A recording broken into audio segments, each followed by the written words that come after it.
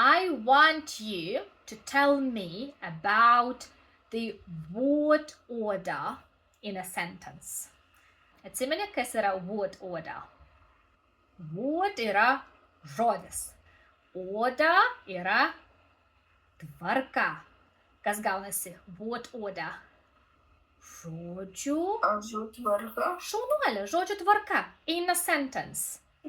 Sakinyje.